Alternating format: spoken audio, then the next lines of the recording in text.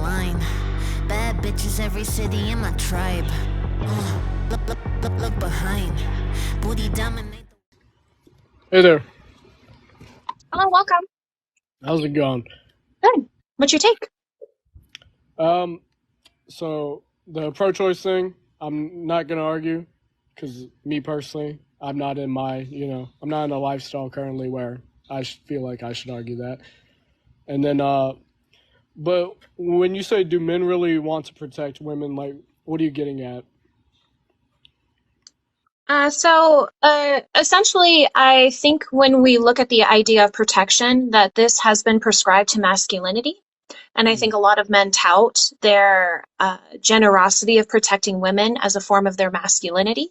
yeah, Yet when we look at violence that is committed towards women, it is men.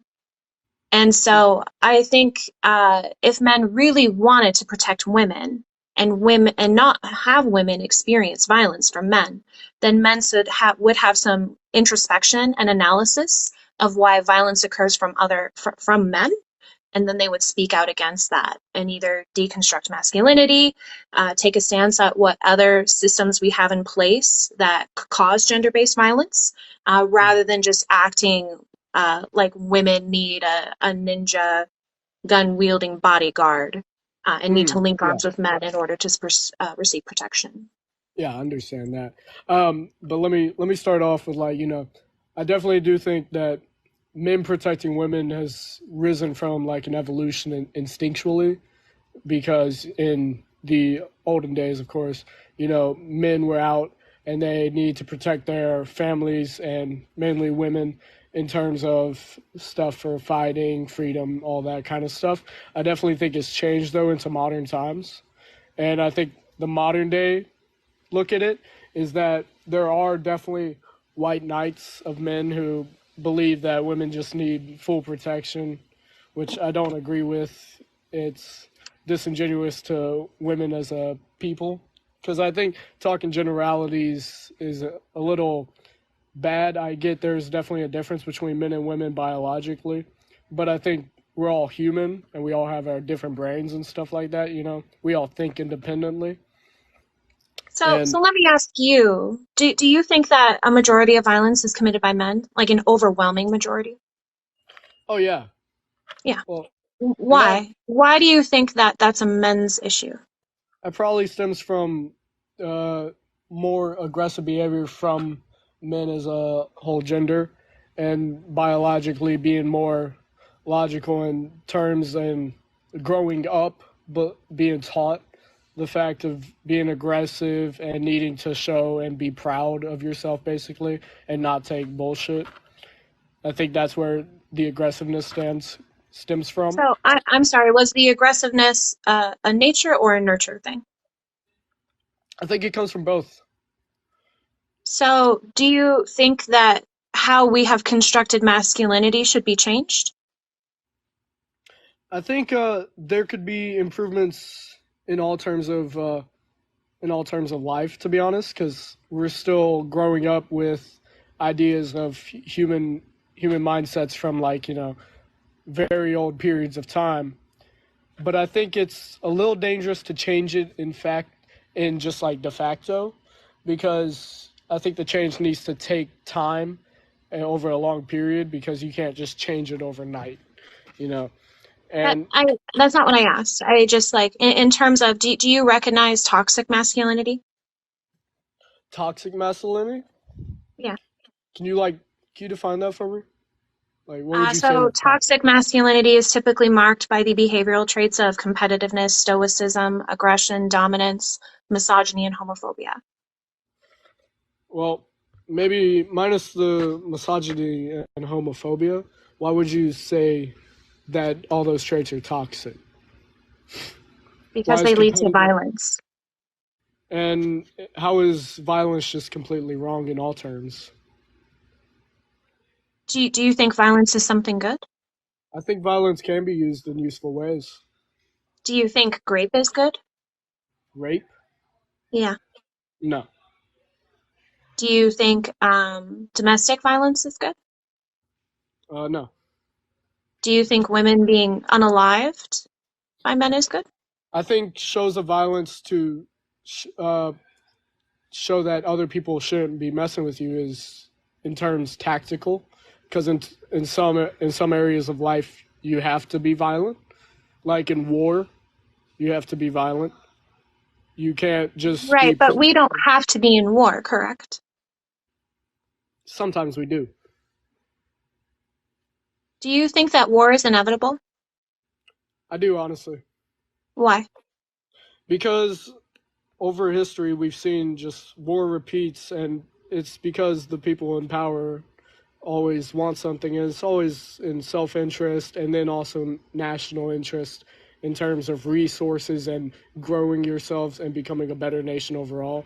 I think war is inevitable in that term, Wouldn't because war get people in are the going to. way of developing your country to Not provide all times. resources to your community? No, not all times. war Why? is some, War is sometimes needed to What grow war was yourself. needed? Well, if you look in interest wise, there's a lot of the Baltic countries were going to war over their disputes over resources, land, territory, stuff like that, and they want to become bigger, more powerful nations, but they couldn't do that with the adversaries around them. As well as in the Middle East, there's constant fighting over resources like oil and all that. And then in terms of disrespect to other nations as well, I think it does happen. So you think it is necessary for, well, number one, I don't know if I would consider oil like a resource that's overall needed, because don't you think that we have technology to move away from fossil fuels? Not at the current moment, no. I think we have technology to start growing from it, but I definitely don't think we could do it right now at all. Oil is definitely one of the biggest resources we need in the world. Okay. To say that war is inevitable, I think you are presupposing upon itself because you view that the world needs to exist within hierarchies, because everything that you described to me was kind of a social construction of man. I think And it's I think natural, we, though. what do you mean by natural? I think hierarchies are natural. I mean, if you've ever been in a group, like a group project, like just take it a simple thing. If you're ever in a group project socially, you're always looking at different people to always give leadership, and some people want leadership and to be a follower. I mean, and that's okay. That's their lifestyle, and some people are naturally leaders in their terms of style. So I don't think it's dangerous to have hierarchies.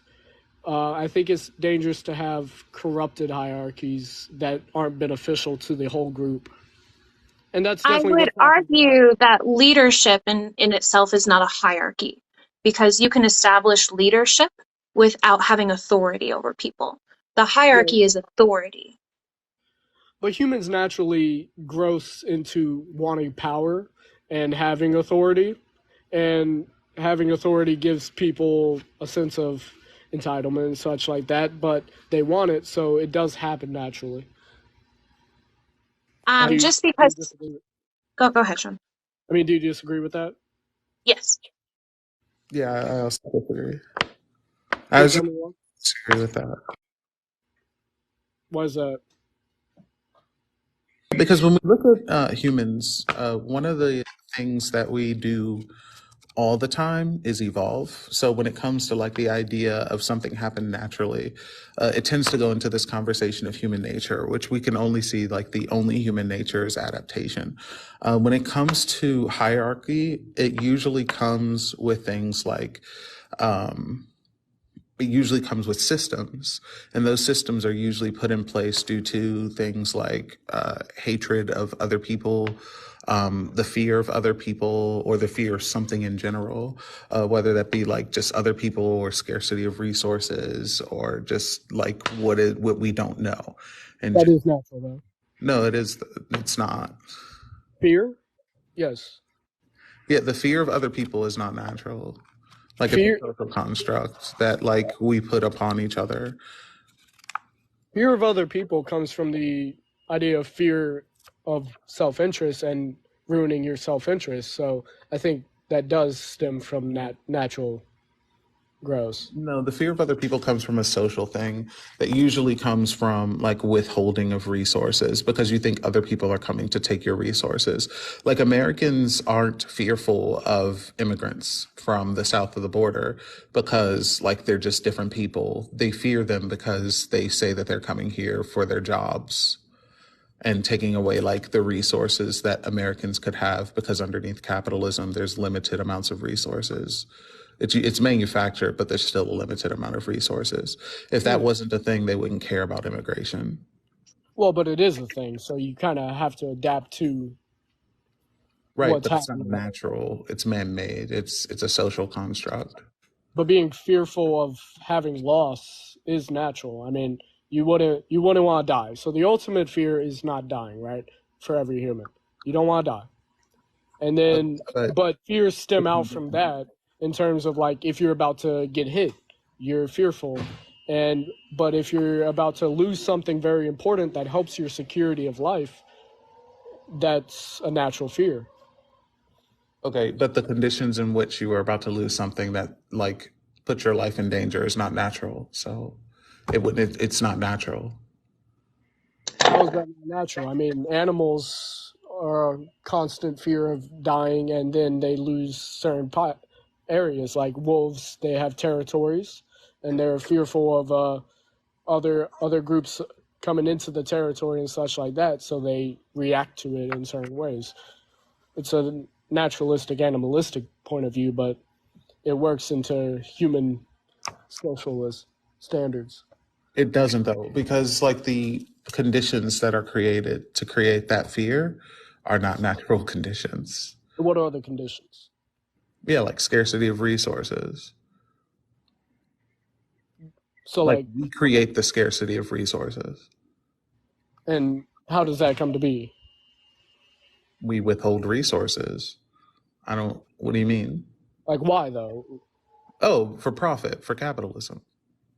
But we did that a long time ago as well, right? Yeah, for profit. Yeah, it's not just I don't know why you keep saying capitalism. Because it's capitalism. Like, Well, I think that's the biggest form that we see it in today. Like, we Yeah. have enough housing to house everybody, but we have a unhoused problem. Oh yeah, because I mean, you wouldn't get profit. I mean, I wouldn't go buy a bunch of houses and just let people live in them for free because that's not going to benefit me in any way, and that would just make me lose a lot of money. And money is what kind of runs systems, the systems of life nowadays. exactly. And that's a scarcity of resources, and everything that you just described is man made. There's nothing natural about that. Yeah, but it was man-made through natural instinct. It was not. Why not? Because again, the only human like nature that we have, like within all anthropological like realms, sociological realms, and biological realms, is adaptation. Like when we actually look down to it, like biologists actually make the argument that like it is actually more so a part of human nature to be like generous towards each other and to help each other out than it is to be selfish and like hoard resources. Mm. So like there is no natural process that creates the scarcity of resources. That is all man-made. I mean, I think selfishness would come from the idea of self-interest and growing yourself and your lifestyle. And that's pretty American right there. I mean, all Americans Well, obviously. yeah, it's American because America is very much infused with colonialism as well as capitalism, which Capitalism. hyper promotes individualism over community. But How do don't you you think that think, is? as a member of the human species, it would be in your best interest to be in a cooperative group rather than to be alone? Possibly, but honestly, What do you mean possibly? knowing people, and in modern day, I mean, people are always, it's not very trustworthy to just accept everyone else's opinions. That's not what I It's asked. always I like that. asked you in terms of like your ability to survive. Would it be best for you to cooperate in a group to where you share resources and are able to help each other fulfill your basic needs? Or Yeah. would it be better for you to do that by yourself? Well, yeah, group would definitely be better. I mean, we've seen. Great. Then I think you ran into Sean's point. I mean, everyone packs together. Right. So that's the point. Like the individualism, like Kenzie said at this point, the individualism isn't a natural thing. Like it's not what we do. So the idea of it being like, because individualism breeds that like selfishness or hoarding of resources that we talked about before. So those conditions that were created that made people, this is ultimately about violence because I want to get back to Kenzie's point. The conditions that created that violence are not natural. Mm. Yeah. Okay. I'll agree with that. Yeah. But Yeah, so I think we should look at the conditions that are essentially making it so that a specific sect of a gender is perpetuating violence. mm, Because I'm sure you would agree that, like, rape and domestic violence and gender-based violence, like, this is not like an innate nature of men, correct? yeah. I guess innate nature would be redundant, but it's not an innateness within men, right? Yeah. Yeah. No. I don't want So, to take I'm away sorry, the go ahead. conversation. I just wanted to ask Ben, how old? Someone asked us to ask you this. How old are you? I'm 19. Okay. What year were you born? Oh, 03. Okay. Yep. So also, so So let's if still. men really want to protect women, I think they need to deconstruct masculinity, Do you have a so that solution? essentially the patriarchy doesn't condition boys and men to cut off emotional parts of themselves, to where they are more likely to perpetuate violence, not only Gotcha. against each other, but against women as well. Gotcha. So I mean, I feel like we can move to body count doesn't matter. Oh, I okay. feel like I feel like body count does matter. I mean, me personally, I've kind of a high body count, and I mean, I notice that people aren't always, okay with that. I mean, it's society as a whole sees it body count as kind of, if you have a high body count, it's kind of disgusting because you've had sex with multiple people, and I mean, it shows maybe a lack of loyalty, and I mean, I definitely haven't met the one. So I don't know why sleeping with multiple people shows that you're not loyal. You have attachment issues. Why? Because how have you, if you've slept with so many people, have you not been able to find the one? What if that's not your goal? Yeah. I mean, it's definitely not mine. Right, so I But, don't know why you would say you would have loyalty but issues. I mean, if I just have casual sex with men and I say, I have a lot on my plate, I'm working on my career, I'm studying, I just don't have time to invest in a relationship. But obviously, I'm someone who enjoys sex. I have this body, I want to gain pleasure from it. Have a form of socialization that can bring some level of intimacy, even if it's not love or long-term commitment. Like, what is wrong with that? because you're utilizing your body for sex just multiple times. Why isn't body count? Why does body count not matter? Because I don't think it has any reflection into who you are, and I don't think you restraining yourself from sex shows that you have any moral character. Wait, you don't think it shows? I mean, like if you met someone that's a virgin, do you not think they probably have different views on it? I can say they have different views, but I don't know why resisting sex would be a reflection of your morals. More. And why do you feel the body count doesn't matter should be like a statement? Well, ultimately, I think that virginity and purity, oh, I don't have purity culture on this one. Oh, I should add that.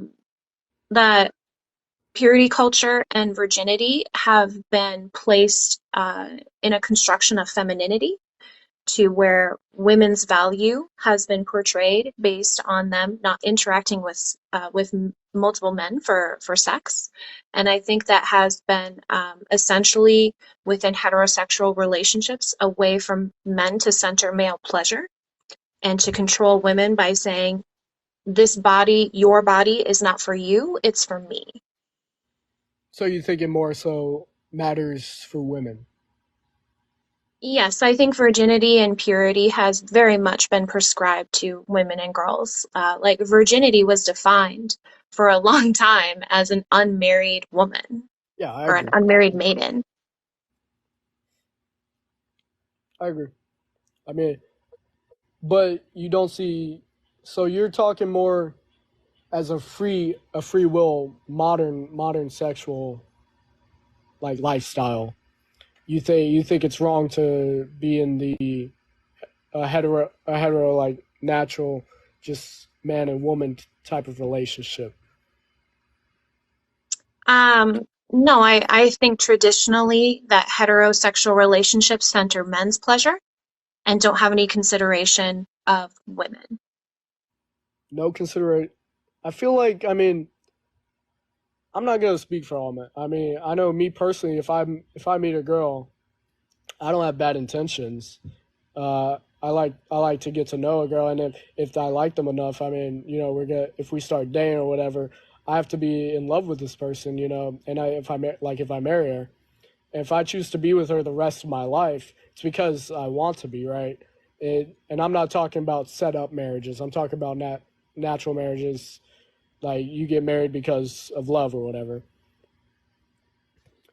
I That's don't know what that had to do with what I I feel said. like I feel like the man considers the woman in a lot of different possibilities and like what's happening with the relationship and in terms of joining together to in self-interest for each other to grow the household and family.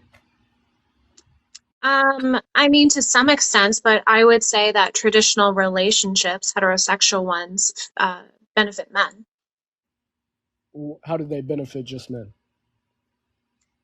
Well, obviously, if we're going to talk about like purity and virginity, then men have these certain social standards that women need to adhere to prior to them even meeting.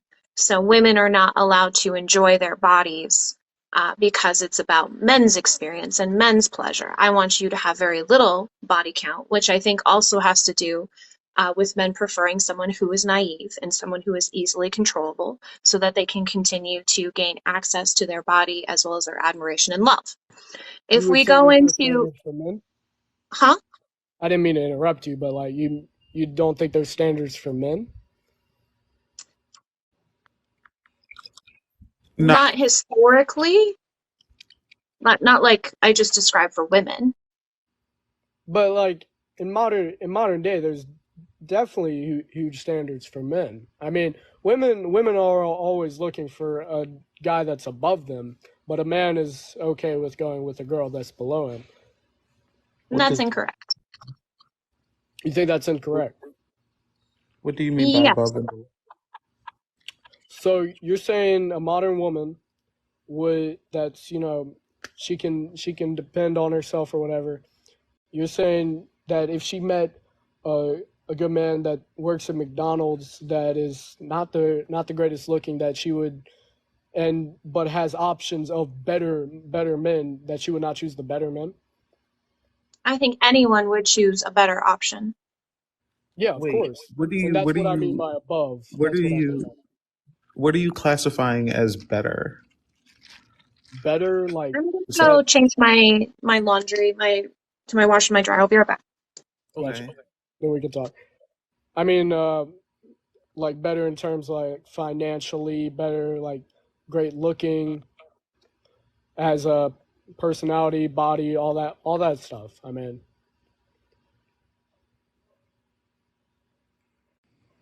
Right. So just like superficial things. yeah, you can't agree that people look for relationships into better. No, I don't think better is what you define it as. Like this view of women looking at men as like these objects of just like wallets, essentially, isn't like an actual reality. Like women prefer men who are like in tune with their emotional, like it with in tune with their emotions and like embrace the idea of like growth and change and things like that. When we talk about better, it is about that's a subjective thing. But if you're classifying better as like a person just with a higher paying job or Not whatever, just no, not men just that, no. don't just go And I for. mean, it's definitely subjective to each woman, but I mean, women want someone who can provide for them, and they don't have to they don't have to provide for the man constantly. That's also not true. How is that not true? Yeah, especially within the realms of modern day. But women have never really looked for men who could provide for them. Women just weren't at a time able to get jobs at all. And so they had to look for men that would provide for them. But when it comes to modern day, where women are like making more than men, there's a trend of women who are making more than men and still dating. Like within the dating pool, there's a trend of women getting married to men who make less than them. When it comes to women, it's not about these superficial things that like men tend to have, like these expectations of women for. It's about like personal growth and like how well they're treated. Like women look for men who treat them well. They don't look for men who make a lot of money or just have abs. That's not how that works. The reason why men tend to think that way is because men think that way. Like men like women who have big boobs or big asses or whatever else it may be, like pretty faces. So like it's just like an implementation of that, which is why when you said, do men,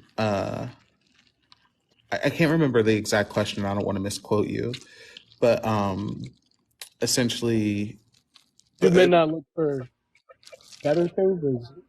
Was no, it? what you said about men, expectations on men, like men have societal expectations or something like that. I don't want to misquote you, but Oh yeah, yeah. Standards. standards, right? Women look for Yeah. standards for men. So men do have standards within society, but they're not to the same degree, nor they about the same things as the societal standards of women. Like what Kenzie said, the societal standards of women look to control women. The societal standards of men look to just have men show that they are more dominant. Like society, I would argue, expects men to have a lot of sex. And if you don't have a lot of sex, then they say negative things about you.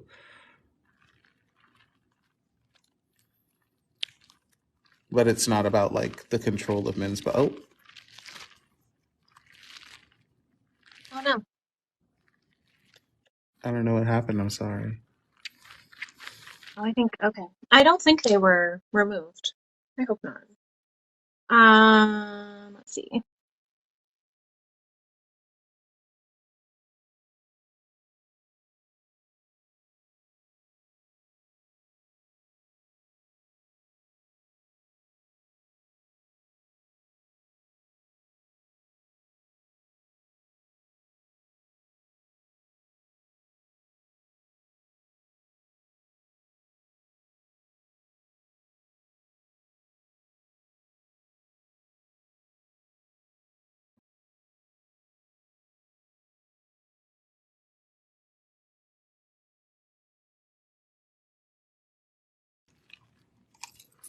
I don't think the person's here anymore, but their bio, they said something in the comments. I read their bio, and it said their bio said, I look like a liberal, but when I spit facts, you'll know I'm a conservative.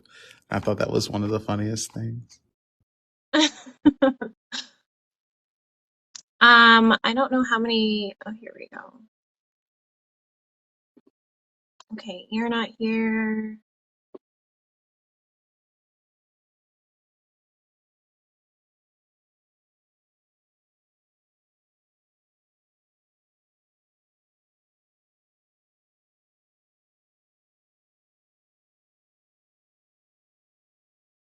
That person's not here. Oh, he came back.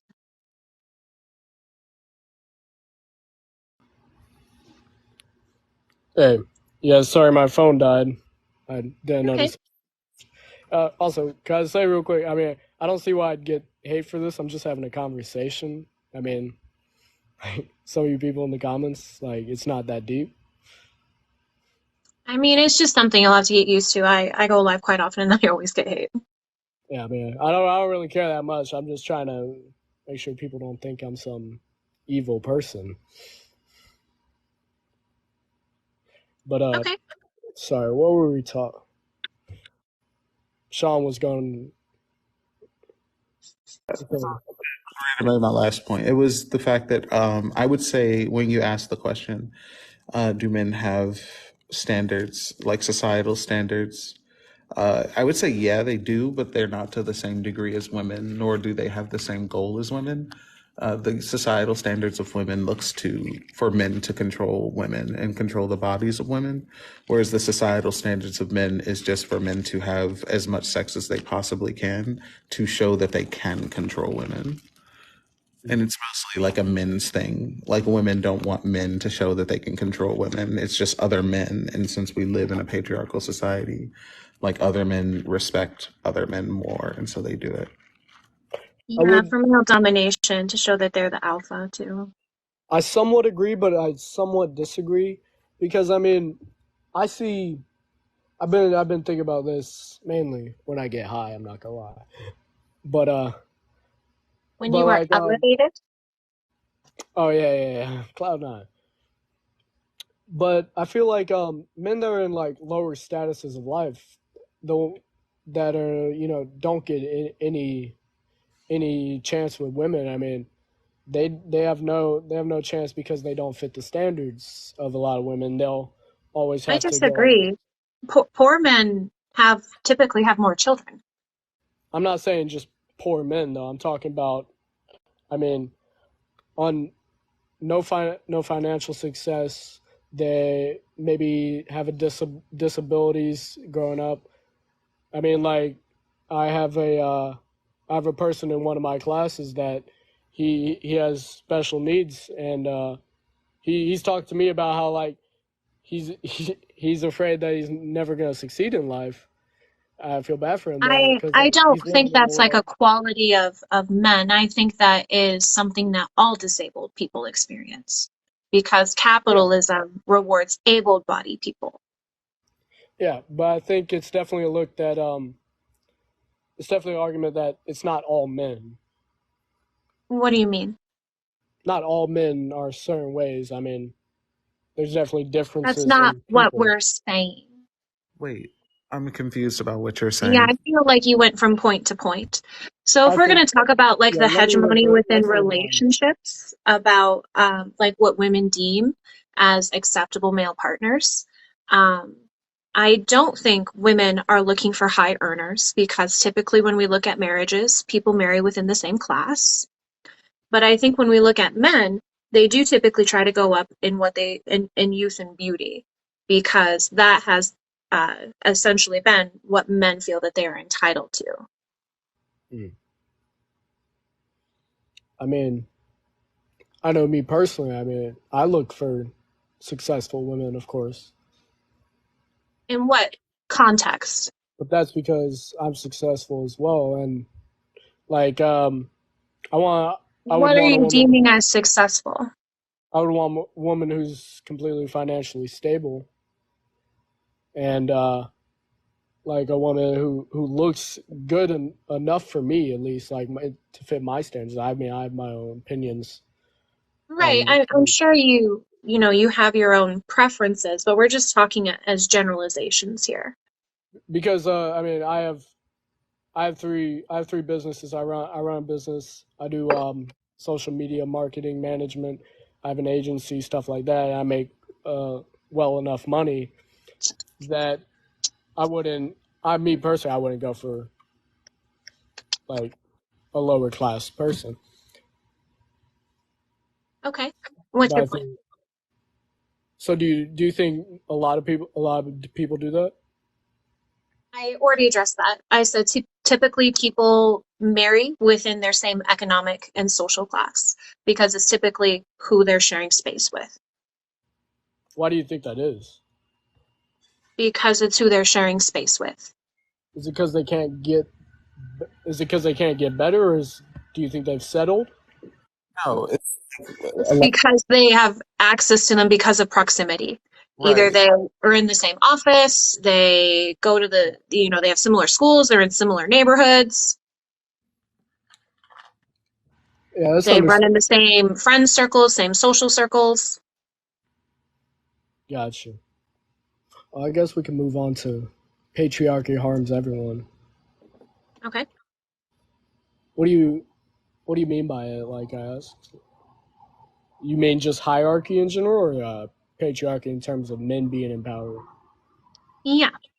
So that would be a patriarchal structure. I think we can see it in like obviously how we govern as well as how we socialize, and then even in economics as well, how we participate in the economic market. And I think these have negative outcomes for both men and for women. Gotcha.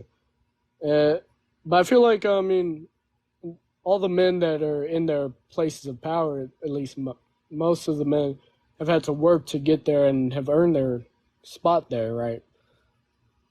I disagree. You disagree? Yeah. You think Like that especially all with a that lot of was white men, given? and we see like the transfer of power. If we go to like education, it's typically through like legacy schools. So schools essentially offering positions to alumni generations. So no, I would say that they did not earn getting in that school based on their merit, but based on their family line. So why do you think men are more in power and, like, say, like, women have less areas of power? Because I think men use violence to establish their authority. Do you find it weird how, I mean, most women go into jobs that are less beneficial in terms of finance? No, I think that um, when it comes to like blue collar jobs versus pink collar jobs, I think that's a very complex topic. If I were to break it down into several areas, I would say that, again, we would look at the social constructions of men and women, that women have been constructed to be more nurturing and caregiving, which is why we see pink collar jobs to fit along those lines. Women are nurses, women are daycare workers, women work in other areas where they're caring for other people or in a nurturing position. And then men have kind of given themselves what, I mean, even though globally 40% of like the labor market is women, I think in America, we can predominantly see that men take labor positions. If we're talking about like within the C-suite, I think that's a little bit different. But I think women tend to have a hard time finding upward mobility in male dominated fields because men want to hire other men. And because men, in terms of masculinity, has been constructed to be more rational, to be more logical. Men think they're better leaders than women. Men think that they are essentially like men are given the benefit of the doubt that they are qualified for simply because of the fact that they are men, where I guess women are seen as less than. I definitely So agree. I I mean, think there's that also like women. hostile environments in male dominated areas that are highly sexist, where women face harassment, and where a woman will take a lower paying job uh, just to get out of the toxicity. I mean, I definitely agree that it's definitely harder for women to work up in a male-dominated area, like, because my mom went into engineering originally, but she didn't do that because it was mostly men, and she felt, you know, it was hard.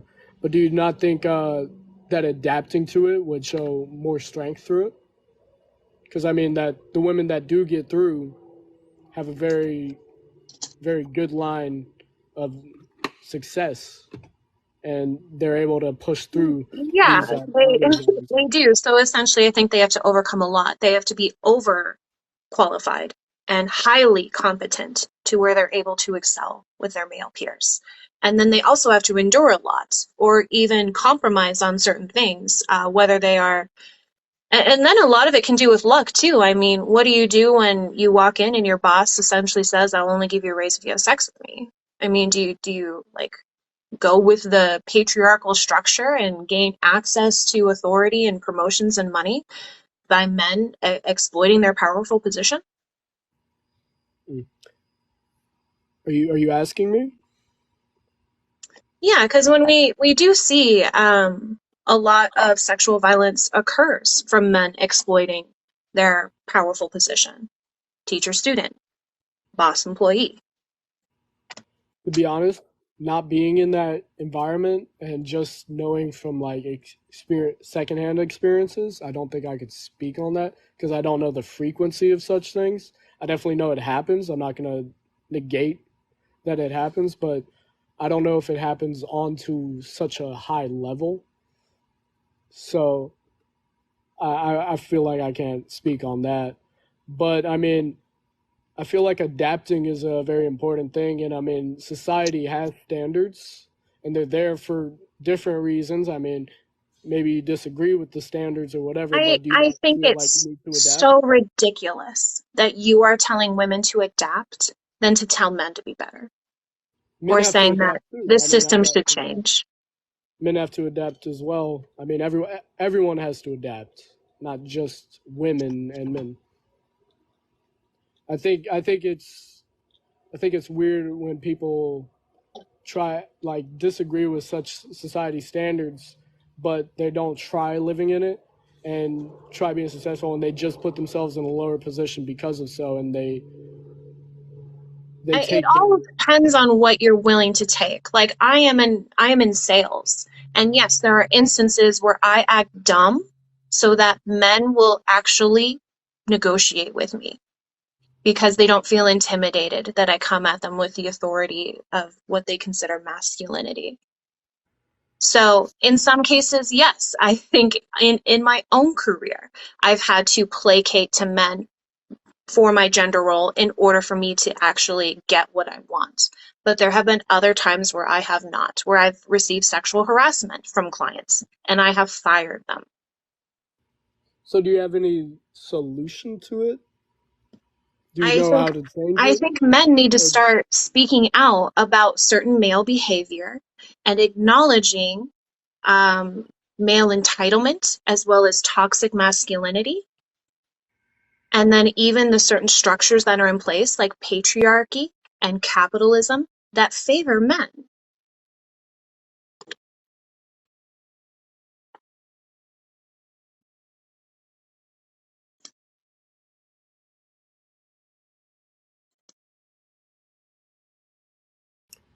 sorry about that. Someone started speaking to me. It's okay. Um, I think though. All right, lost track. Could you just get the end point of your? What? Could you just give me the ending of your point? I think that men need to start speaking Men out need to, okay. against the All right. systems, against male entitlement, against toxic masculinity, against capitalism, and recognizing that attitudes, behaviors, social constructions, and institutions favor them and disproportionately hurt and put barriers towards women. So men need to Do you become think it's feminists. realistic? Sure. I think we've gained, maybe Sean would be better to speak on this, but I think we have gained a lot of ground in terms of like feminism where we are today. Maybe certain elements too regarding racism, regarding sexuality. Yeah, I think we can see progression. I mean, I think though.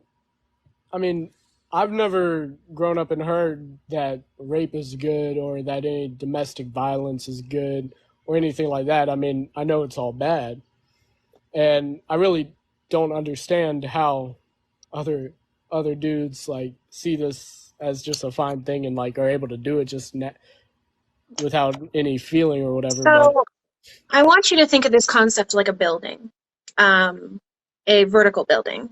Can you have the top floor without the first floor? no, Okay.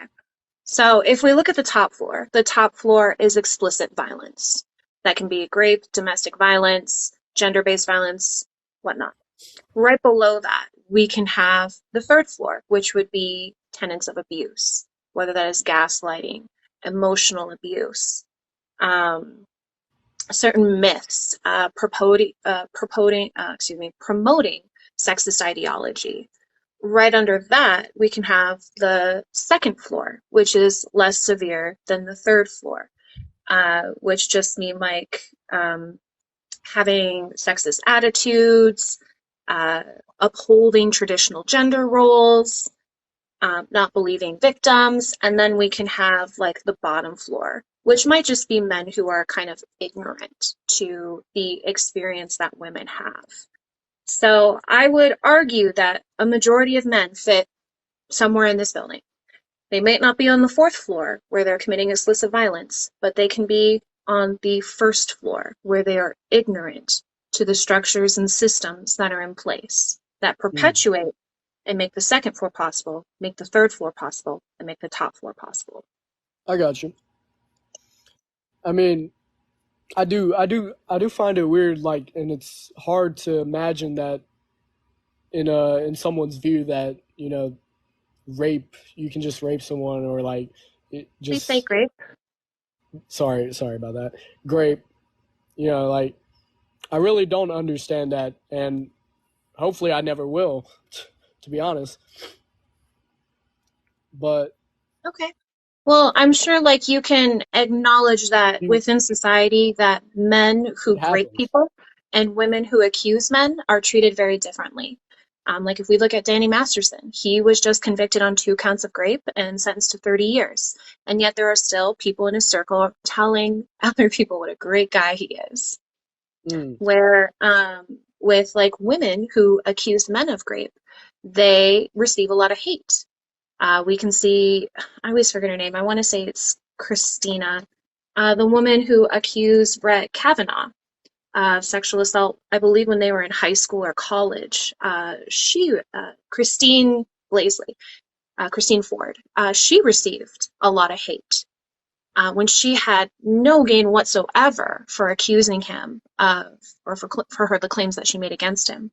I think the same with Amber Heard. We can see how much Amber Heard was vilified online for her claims. I mean, I think I definitely know that there are women that lie about such things, and I believe in innocent till proven guilty, because that's the system we have, and you should adhere to it. And just because rape is a serious allegation, and I mean, if you're gonna place that on someone, it could ruin their entire life, and so lying about it is a very serious thing. You have to make sure they're not I lying about it. And agree. I I agree, understand and I what's can happening. understand why men would fear that because, you know, how do you essentially defend yourself? But women are not believed because of false allegations. They're not believed because men seem more credible.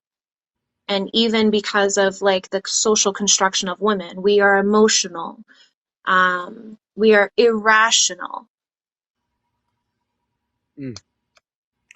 Well, I mean, from just my high school views and college views, I mean, I've seen guys that have been accused of things, but it wasn't true, because, like, I mean, I remember this one time there was a party, and, you know, everyone was out of their mind or whatever, and things happened, but the girl had a boyfriend. So she came up with the excuse that the guy raped her or whatever. I think that's very dangerous for you to make that claim because then you're also ignoring like coercive actions that lead to rape, where men target drunk women. They were both. I try. If I'm Right, ever drunk, I right. just try not having sex. Um, sure, but again, I would steer away from making dangerous claims like that because it Well, very it's not well a. could have been an instance where she did not consent and did not express consent, but No, she he did. took on. I saw it. Okay. Do you have anything else? I mean, no, but like, why do Okay. you? Well, thank you so much for coming on. I appreciate it. All right.